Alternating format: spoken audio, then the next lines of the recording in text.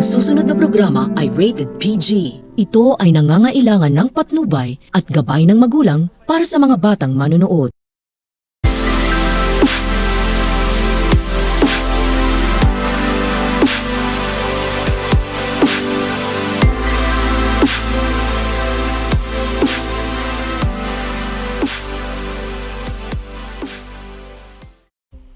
Good morning, everyone. We hope that you're having a great day.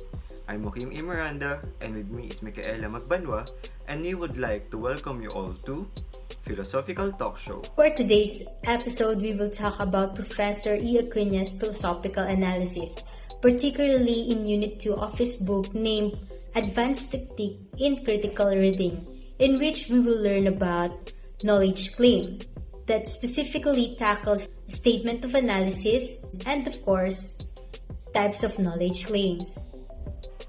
Ate Ella, I can't wait to share and discuss the knowledge of this topic with everyone.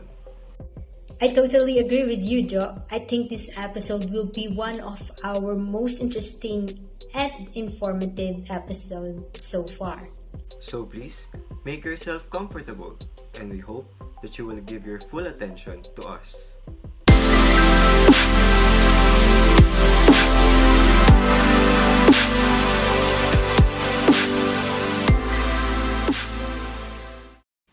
Our episode for today will be all about Unit 2, or the analysis of knowledge claims. In this episode, we will tackle Module 1, analysis of statements, and Module 3, types of knowledge claim. But first, I would like you to analyze and reflect on these questions. Are there things or ideas that you believe are true, but others don't?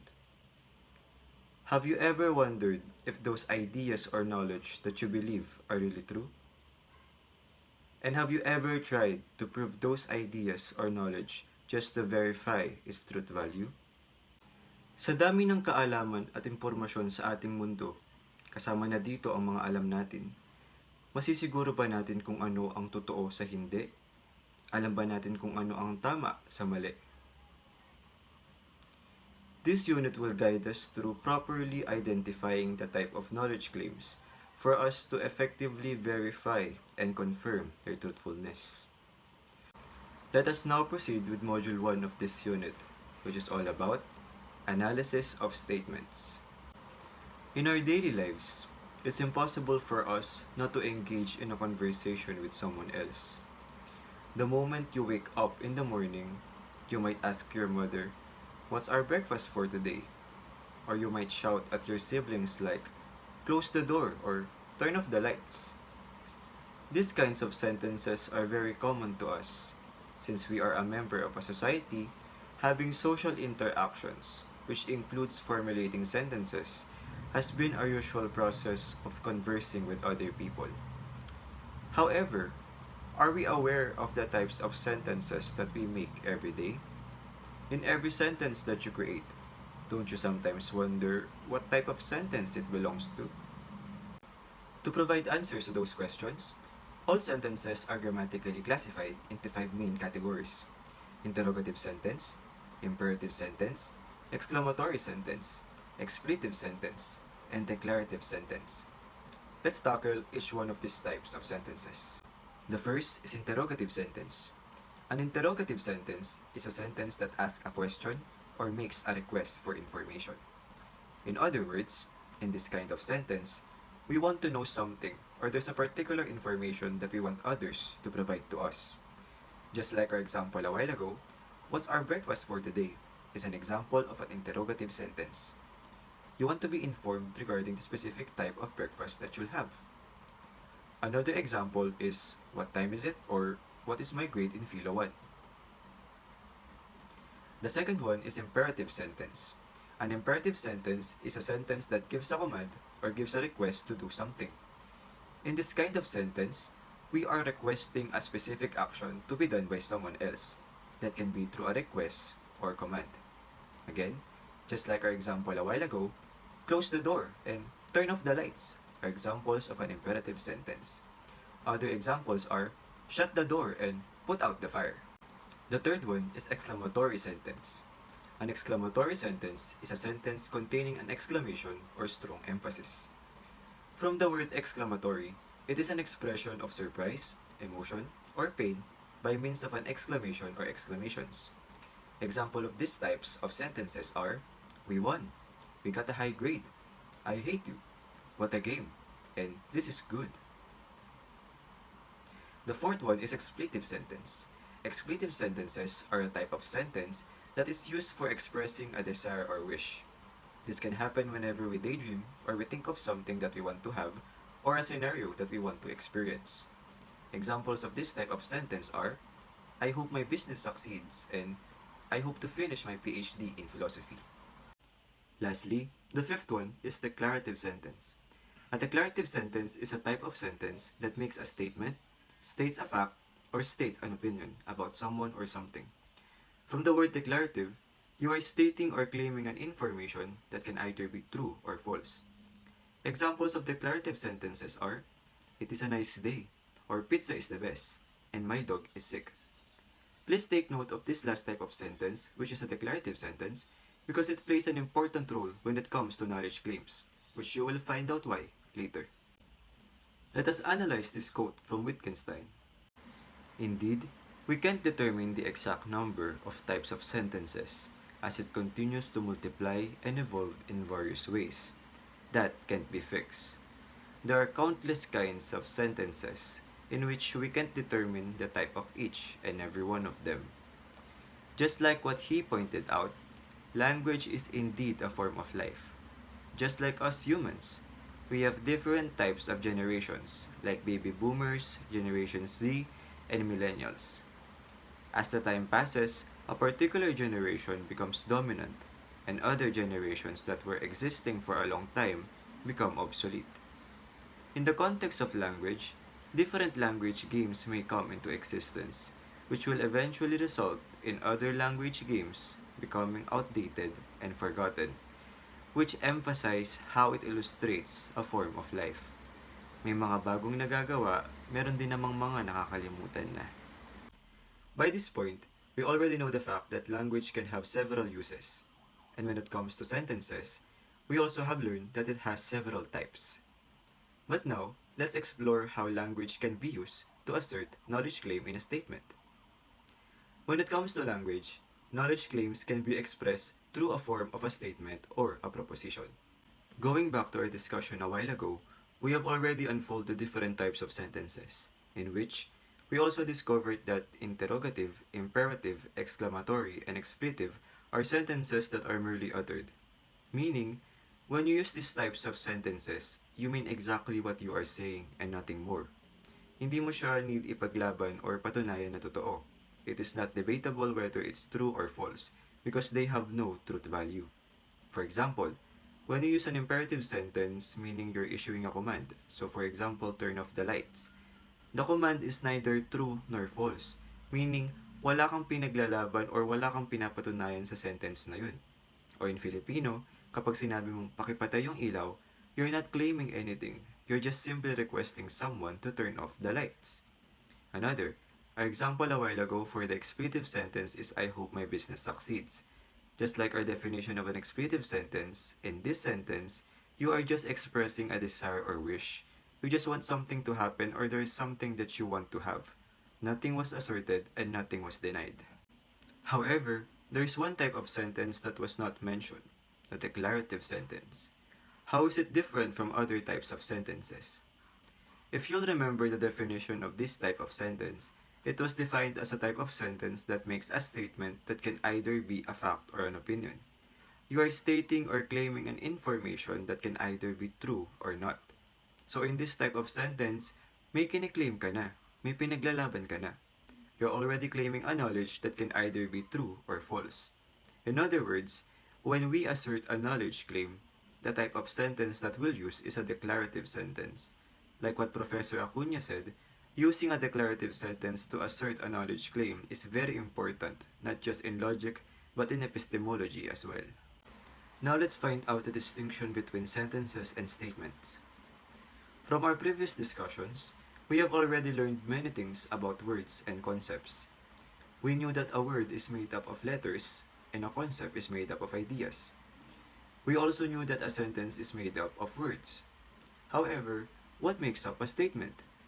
A statement which is known as the bearer of knowledge claims is made up of concepts.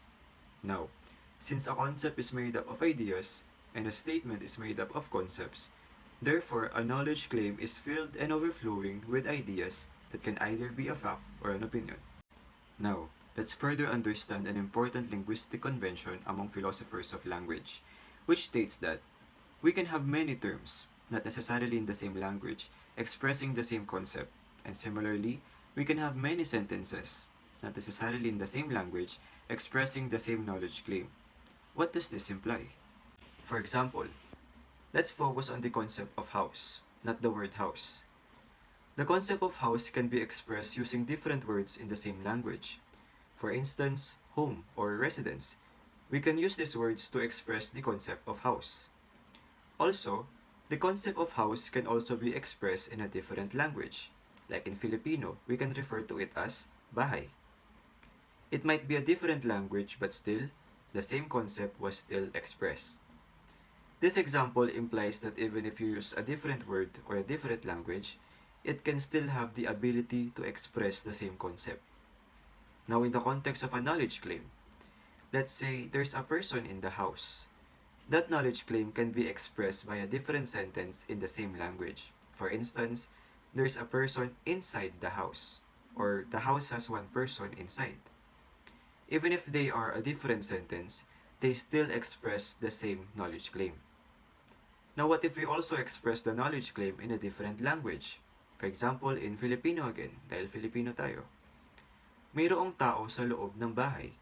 Was the same knowledge claim expressed? Of course. Regardless if you change the language, still, it can express the same knowledge claim. This explains the linguistic convention that I stated a while ago. We can have many terms. We can have several words to use. Pwedeng same language, pwedeng mag-iba.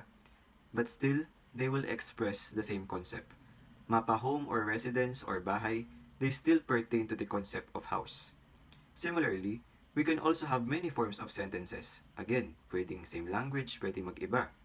But still, they will express the same knowledge claim. Again, mapa there's a person inside the house, or the house has one person inside, or may tao sa loob ng bahay.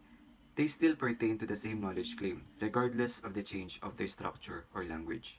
Now let's identify the distinction between sentences and statements. We know that knowledge claims are described as asserting or denying something. When you use a sentence to create a knowledge claim, you are actually making a statement. Therefore, for a sentence to become a statement, there must be a knowledge claim by asserting or denying. Meron ka dapat kiniklaim or ginigiit sa sentence na yun for you to create a statement. According to many philosophers, sentences could not be true or false because a single sentence often contains two or more statements or knowledge claims. So imagine if you asserted, for example, two knowledge claims in a single sentence. It will be hard for you to identify the truth value of that sentence. You first need to sort out these knowledge claims in a single sentence to properly evaluate their truth value. Let's focus on this example of a declarative sentence. The cat is on the mat. One may use this to express a statement that the cat is on the mat. There is an assertion that a cat is on top of a mat. Now, if there is indeed a cat and a mat in the world, and the state of affairs that the cat is on that mat actually obtains, then we can consider ourselves successful in expressing the statement. In other words, if there is a cat, there is a mat, and the cat is indeed situated on top of the mat, then we successfully expressed the statement. Therefore, with that example, we did not just succeed in using a sentence to assert a knowledge claim.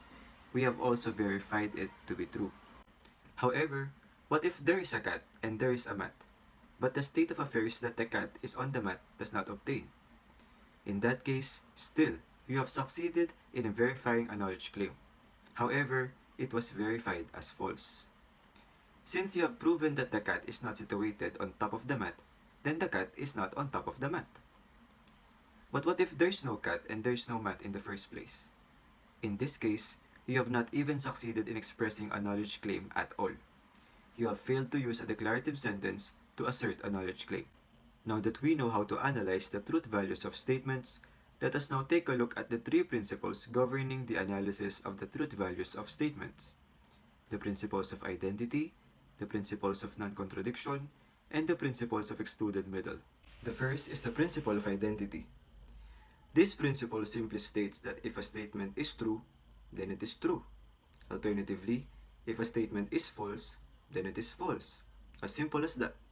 Hindi siya pwedeng magbago, hindi pwedeng true siya for a few days, then biglang magiging false. The truth value must remain stable over time. For example, the statement, all bachelors are unmarried males. If the statement is determined to be true, then it must remain its truthfulness indefinitely over time. However, the use of the concept bachelor must remain unchanged. How others use this concept in consideration with the verbal convention must be the same over time. This principle emphasizes that a statement cannot be true today, then it turns out to be false tomorrow. Whatever it may be, whether it will be verified as true or false, it must stay that way. Or else, it will create a havoc in logic. It will mess and cause ruin to our logical thinking. The second is the principle of non-contradiction. Again, this principle simply states that a statement cannot both be true and false at the same time and in the same respect. In other words, you must choose. Mamili lang tayo ng isa. Either the statement will be true or it will be false. We encounter this principle in our daily conversations with other people, where one may assert one statement and in the same breath, they assert another which contradicts their former statement. In other words, ito yung mga magulong kausap. You're not sure if they're agreeing on this point or on another point. Now let's look at the confusion between non-contradiction and inconsistency. The principle of non-contradiction is often confused with the concept of inconsistency. For example, let's analyze the knowledge claim, the blackboard is green. In this statement, the contradictory knowledge claim will be, the blackboard is not green, or it is not the case that the blackboard is green. However, the knowledge claim is not contradicted by the statement, the blackboard is white. Why? When you say the blackboard is white, it does not automatically mean that it's false. It can also be true because it's also a knowledge claim that can either be true or false. Pwede siyang ma-prove na totoo. But in this principle, when the knowledge claim is true, then the contradictory knowledge claim must always be false. In other words, if two statements are contradictory, when the affirmative is true, then the denial is always false. And when the affirmative is false, then the denial must always be true. So for example, if the statement, the blackboard is green, is true, then the denial or the contradictory, the blackboard is not green, must always be false, whatever the color of the blackboard may be. While in inconsistency, both statements can be false, but they cannot be both true. If sa non-contradiction, if the affirmative ay true, dapat always false yung denial. Dito naman kay inconsistency, when statements are only inconsistent, pwede silang maging false at the same time, but they cannot be both true. For example, the statements the blackboard is green and the blackboard is yellow can both be false. Since it is yet to be proven, the blackboard's color can either be the two. However, they cannot be both true, because if that's the case, then we're claiming that the blackboard is both color green and yellow, which cannot happen at the same time. Now, if we say the blackboard is black, it shows that both statements are false. The blackboard is neither yellow nor green. Both of them can be false at the same time. Lastly, let's go on the principle of excluded middle. This principle states that a statement can only have two truth values. Either it is true or it is false, and nothing else. In this principle, it emphasizes the exclusion of the third truth value, which is presumably probability. Meaning, when determining the truth value of a statement, it must only be true or false, and nothing in between. From the word excluded middle, whatever exists between true and false must not be considered in analyzing the truth values of statements. This is considered as an important principle in this formal logic, as it guarantees that the statements in the symbolic system will only have two truth value, either true or false, and nothing else. But not all symbolic systems accept the principle of excluded middle. Some are called many-valued logic. These types of logic can have more than two truth values. One good example is the calculus of mathematical probability and its empirically interpreted component, which is statistics. Since probability corresponds to likelihood, chance, or possibility, It can't be resolved by only having two truth values. It will not end with it only being true or false. According to Mr. Acuna, 50 decades ago, there are a lot of controversy regarding with the knowledge claims. It's the result of the pathway that we're still using it until today regarding with the process of study or the science. And since there are a lot of essential lessons that we can take advantage, in Module 3, we will now be tackling it. And then let's proceed to the significance of the study to our valuable knowledge claim. Let's trace the roots to the essence of the epistemology with the logical positivism. We can remember that we already mentioned it on our study with the empiricism. Well, after Hume's framework with regards to the reason and sense of perception, or the empiricism general concept pertaining to the knowledge claim, Mr. Moritz Schlick on 1930s stressed that since we have two sources of knowledge claim, then there should be only two types of knowledge claim. Also, again, to follow the framework of Mr. Hume, to further enlighten us, Mr. Acuna gave a set of example to which where we will see the different science that we have and can be classified today. Let's take a precise look on the table shown so we can differentiate it further. On the faculty of reason or the formal knowledge, we have the science of logic, mathematics, algebra, and geometry. While in the five senses or our empirical knowledge, plus the intuitively or demonstratively certain, we have the science of physics, biology, sociology, psychology, and etc., or the studies that are like. Mr. Schlick argued that all the knowledge can be only either formal or empirical, according to what Mr. Hume's claim regarding to our discussion about empiricism. Mr. Schlick made it to the point that he developed the logical positivism into a full-blown theory of knowledge, though it lost the credibility since there are a lot of contended happened after his framework developed. We can still use it today or for today, and yes, it is still being upheld to the science today.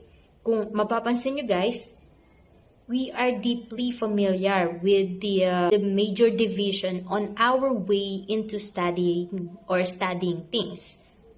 And we can still definitely observe that our way of studying things are still adjusted to what formal and empirical processing of information claim.